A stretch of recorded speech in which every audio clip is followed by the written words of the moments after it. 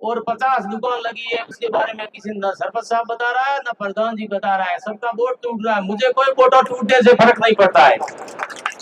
हाँ, जो वोट आएगा तो जिसके नसीब में लिखा, कोई सरकार तो कहीं आती जाती रहेगी।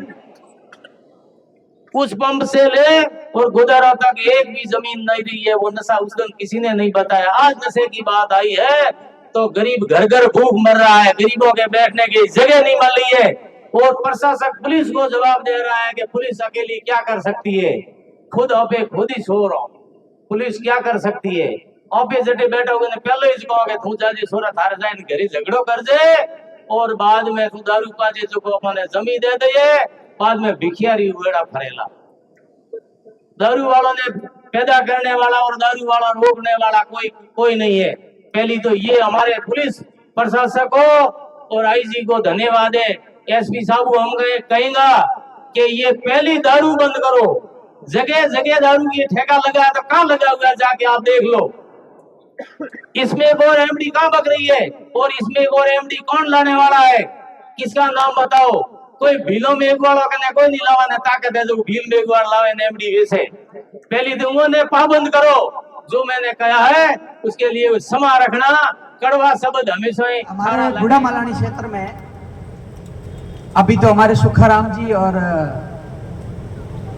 देवीचंद जी और आदेश जी बहुत अच्छा काम कर रहे हैं।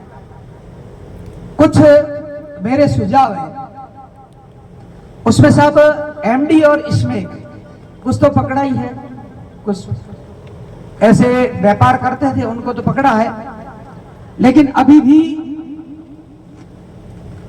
2-3 स्थानों पर ऐसा हो रहा है। तो मेरा निवेदन है कि पुलिस प्रशासन उनको, क्योंकि आज एविडेंस के अलावा कर नहीं सकती, लेकिन कुछ उनको शारीरिक करके उसको ऐसा करे तो बहुत अच्छा रहेगा। दूसरा साहब अफीम है डोडी, ये हमारे गुड़ा मालानी में 3-4 स्थान है और पुलिस से भी वो छिपा हुआ नहीं है और ग्रामीणों से भी छिपा हुआ नहीं है। अभी भी आज भी वो व्यापार कर रहे हैं। तो मेरा निवेदन है ऐसे लोगों को उठाना चाहिए, और उसमें जनप्रतिनिधि के नाते और वहां की जनता के नाते हम पूरा सहयोग करेंगे आपका। दूसरा, अभी पिछले 1 साल से पहले ठीक था, बिना नंबर की गाड़ियां और ब्लैक शीशे जबरदस्त वहां थोड़ा आतंक है, 2-3 बार मैंने बताया भी है। उनको चिन्हित करके उसको सीज करिए साहब, चाहे मेरी भी गाड़ी क्यों ना हो।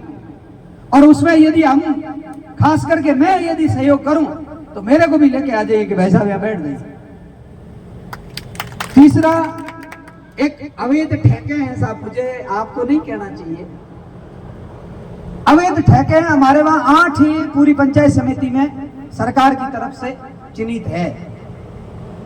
तो मेरा सुझाव था 8 की जगह 60 चल रहे, और कुछ बंद भी करवाए, इस हिसाब से बातचीत हुई थी, वहां बंद भी हुए। लेकिन वहां जिले की हमारी बैठक होती, उसमें भी हमने आबकारी अधिकारी जी के समक्ष भी बात रखी थी कि आपके ऐसा ऐसा है, फिर भी वो स्टाफ का यहाँ ऐसा कुछ करके टाल देते हैं। तो वहां स्थानीय पुलिस है, वो अवैध चल रहे हैं उनको स्टिकता से करे। और दूसरा, जिसकी मैंने दुकान जिनकी स्वीकृत हुई है उसका बोर्ड भी लगे, मैं मेरी तरफ से लिखित में भी दे दूंगा। मैंने बहन के नाम से तो बहन का लगे। जैसे हमारे पंचायत समिति की बैठक होती, मैं जनप्रतिनिधि उनको ही अनुमति देता हूं, उसमें मेरे पे नाराज भी जबरदस्त होते हैं। यहां तक एक बार बात भी आई थी कि आपको अविश्वास प्रस्ताव से हटा देंगे, मैंने कहा स्वीकार है, ऐसा करो तो मेरा यहां से बंदा निकल जाए, एक वो भी हो जाए। एक साथ है सूचना, कोई गुप्त सूचना देते हैं, वो लीक तो नहीं हो रही, परंतु कुछ अपने पुलिस विभाग में कुछ ऐसे जवान हैं, वो बकायदा, मैंने 2-3 ऐसी सूचना दी थी, वो उदाहरण तौर पे वो उनके अपराधियों के पास चली जाती है वहां।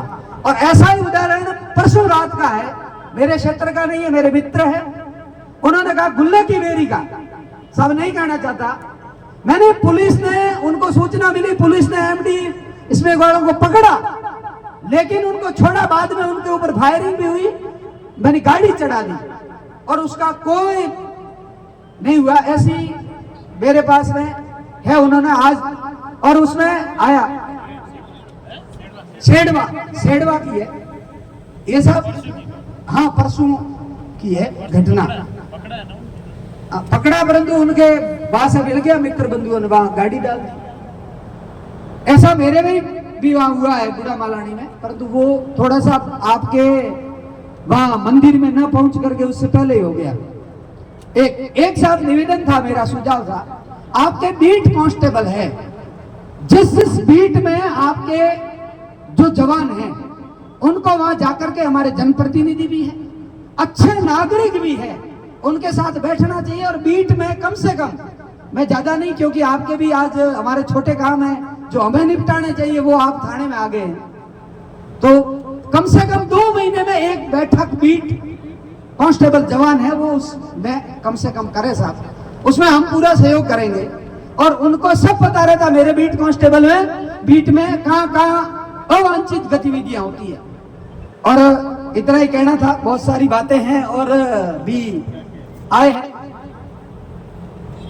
और एक हमारे वहां गुड़ा मालानी की क्षेत्र है, थोड़ा पुलिस की साहब कमी है, 2 थाने लगते हैं, थोड़ा उधर का एरिया भी हमारे वो बजरी का है। तो गुड़ा मालानी में कम से कम, मैंने वैसे तो एसपी साहब से चर्चा भी हुई 2-3 बार, पहले आरएसी थी, तो 10 जवान यदि हो जाए साहब, तो हमारे 2-1 उस मार्केट में ऐसा। जी सर, जी तो साहब थोड़ा सा जो है आईजी साहब बता रहे हैं, सभी का स्वागत और अभिनंदन करते हुए मेरा एक सुझाव है, ये जो पुलिस बेड़ा आपका है, इस पुलिस बेड़े के अंदर प्रशासन की तरफ से जो सुविधाएं हैं, जो जनता अपेक्षा रखती है उसके अनुरूप कम है। न तो इनके पास बढ़िया गाड़ी है, न इनके पास जो जनता जितनी डिमांड करती है, डेली मुकदमे वाले आ जाते हैं और कहे साहब चलिए, इनके पास न तो स्टाफ होता है, दुनिया भर के जो शादियों के लोग, लड़कियां भाग जाती है, वो हो जाता है, साहब ठंडार काम नहीं करता है, तो सारा ओढ़ पर तो पुलिस को ही आता है। इसलिए एक तो हमारा जो ये थाना है, जहाँ गुड़ा है, झोरिबना है, ये नगर पालिका क्षेत्र हो गया है, जनसंख्या का घनत्व तो बहुत ज्यादा है, आंकड़े तो कम है, लेकिन बसे हुए बहुत ज्यादा लोग हैं। आसपास की पंचायतों के लोग आकर के यहाँ बसे हुए हैं। शिक्षा के मामले ये हमारा हब है, यहाँ कम से कम 10,000 निजी शिक्षण संस्थानों से या सरकारी संस्थानों से बच्चे पढ़ते हैं।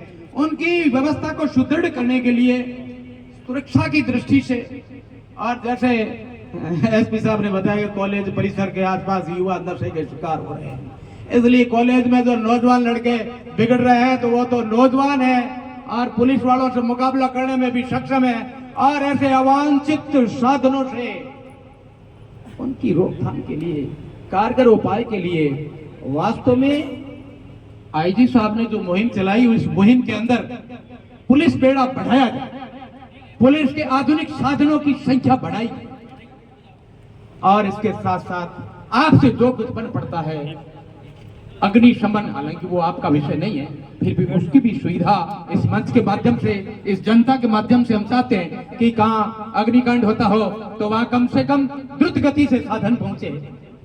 इस तरह के कई हमारे सुझाव है। बाकी साहब, मेरे मन की मुराद आज पूरी होने जा रही है। 1977 में साहब 75 में इमरजेंसी लगी थी, और उस समय हमने संकल्प लिया था कि हम मृत्यु भोज नहीं खाएंगे। आज तक हमने मृत्यु भोज तो नहीं खाया, लेकिन हमारी बात का फॉलोअर करने वालों की संख्या कम रही। आपने हमारी बात का समर्थन करके पूरे पश्चिमी राजस्थान में फॉलोअरों की संख्या बढ़ाई, इसके लिए आपका मैं हृदय से अपने आप को गदगद और गौरवान्वित महसूस करता हुआ आपसे आशा करता हूं कि मैं कम दामों में मिल कन्वर्ट होकर के हम सब काबिज हो गए। अब वो जमीन बीत गई तो वो भूमिहीन हो गए। यहाँ ऐसे बड़ी संख्या में, और सेटलमेंट से लेकर के आज दिन तक सेटलमेंट की विसंगतियां जो खेता में, उसके बहुत बड़े झगड़े हैं। ये एसडीएम साहब बैठे हैं और ये थानाधिकारी जी बैठे हैं, यहाँ तो वो खेत की मेड़ सही नहीं हो रही है, इस तरह के वो झगड़ जाते हैं, झगड़ने के बाद में सीधा थाने में आते हैं और थाने में हम जैसे लोग जाके एक दूसरे की सिफारिश कर देते हैं और फिर ये भी उलझ जाते हैं।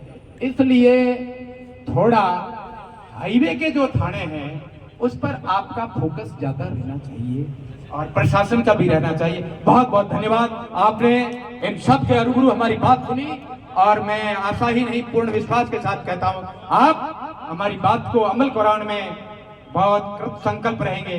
बहुत बहुत धन्यवाद।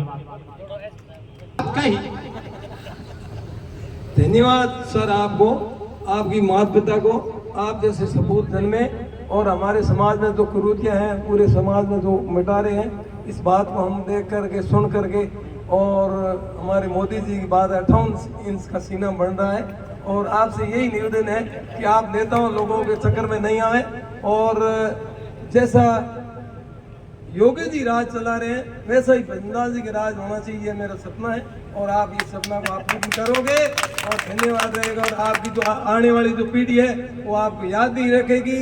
ऐसे अवसर आए, आप कोई स्पीच से नहीं डरना और खुले होकर के काम करना। धन्यवाद।